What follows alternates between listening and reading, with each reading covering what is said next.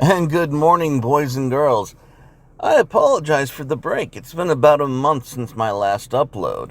And the reason is life, work, family, all the normal things that a man ought and should take care of as he fulfills his obligations and responsibilities in life. And the channel had to take a back seat to that, and that is okay. Because I am a responsible husband and father, a provider, and a patriarch, this is just something you're going to have to learn to tolerate. But we're going to, I'm going to put out a few more videos pretty soon because the internet is abuzz about things that particularly interest me. Academic Agent recently did a video a few weeks back on moral particularism that I found extremely interesting and that I will be responding to because that brings up a couple of notions that most people are uncomfortable going to, and they do need to be flushed out in further detail. However, today's episode is on the seventh mystery of true conservatism, and this is simply true conservatism throughout history. One of the many ways through which conservatives and conservatism continually, repeatedly, seems to subvert itself is by the fact that modern conservatives are successfully shamed by true conservatism of the past. They feel that they are obligated to pretend that optimizations such as liberty, freedom of speech, or the ever abstract version of tradition is what makes them conservative. That is not true. It's not only wrong, it is openly and transparently wrong when you look at the demeanor and actions of conservatives. Conservatism is not defined by one's adherence to tradition or these principles per se. Conservatism and conservatives are only bound by honoring, again, the forces of family and food and honoring them in the most optimized way available. As such, it is not only okay, but it is honorable to educate yourself as a conservative and stand up for the conservative paradigms of the past. And that includes all past versions of conservatism. For example, the instance, promotion, and tolerance of what is deemed a modern evil, like slavery, was perfectly acceptable in past paradigms. There is zero reason for you as a true conservative to pretend otherwise, even with such extreme examples like slavery. In this example, we have only to ask ourselves, what recourse was available to the ancients of other civilizations when a man failed to abide and take responsibility for his financial obligations? This particular individual A is in debt, and he may even have no way to pay that debt. However, he still took resources from another man with a promise to pay. Because this man has deprived his lender repayment and or the promised interest accrued, he has denied the lender resources. This is the force of food that a conservative is bound to honor, and the ability to provide stability for the man he borrowed tribe. This is again an imposition upon the force of the family. Therefore, some form of recompense and accountability had to be designed. If the man is in the unfortunate position of being completely incapable of balancing those scales, his only currency is his flesh taken by force. A true conservative cannot deny the lender this justice because the forces of family and food must be honored.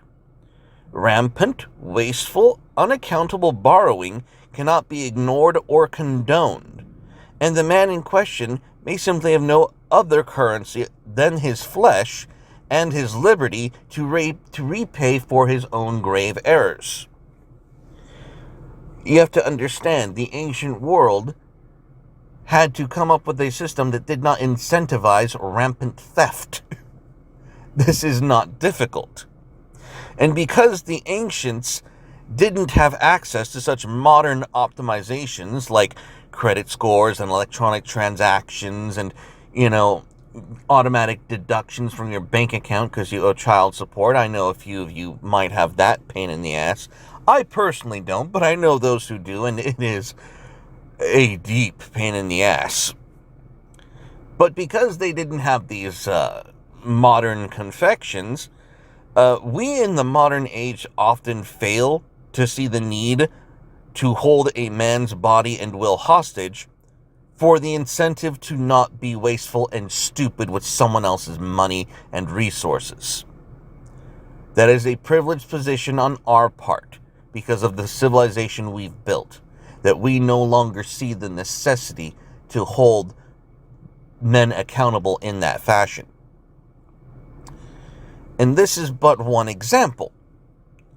There are dozens of other paradigms and things that we in the modern day are tempted to look at as evil, when in truth, in ancient times, they were just things that you did to make sure that society did not fall apart.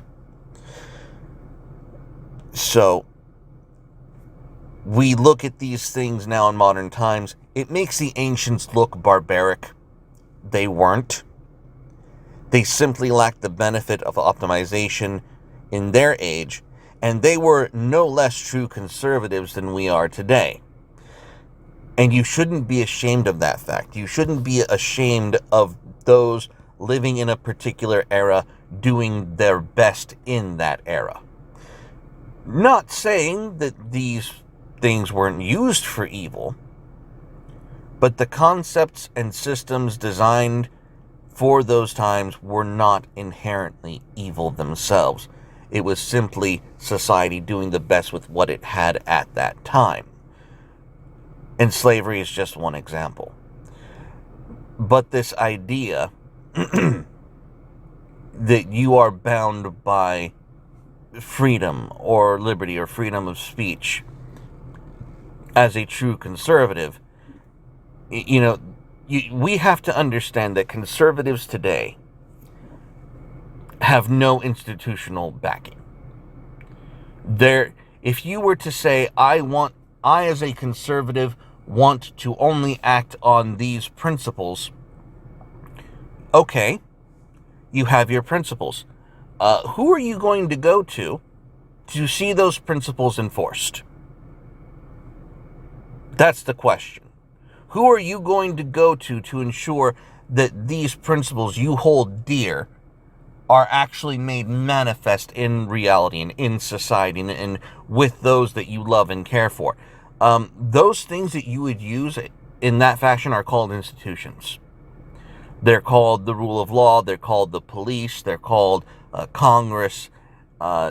Any form of structure that, in essence, leverages force in society is an institution that can be used to enforce the principles that you want to see put forth in society. What institutions do you have to fall to? What action can you take to actually see these principles come to fruition? And conservatives today, in all honesty, they've got next to nothing. So, again, we have to backtrack and ask ourselves, what are we conserving? Are we conserving the police in its current state? Obviously, we can't. Are we conserving the court system in its current state? Obviously, we can't. Are we conserving the government in its current state? Obviously, we can't. So, what are we conserving? We're conserving the basic forces of family and food. We are conserving and honoring these forces as reality, because the alternative, going against the forces of reality, going against the forces of family and food, is death. And that is what you as a conservative are constantly going to have to go back and figure out how to honor again. And it's not going to be easy, and it's likely going to be filled with pain. Another video's coming up today. I'll see you next time, guys. Bye-bye.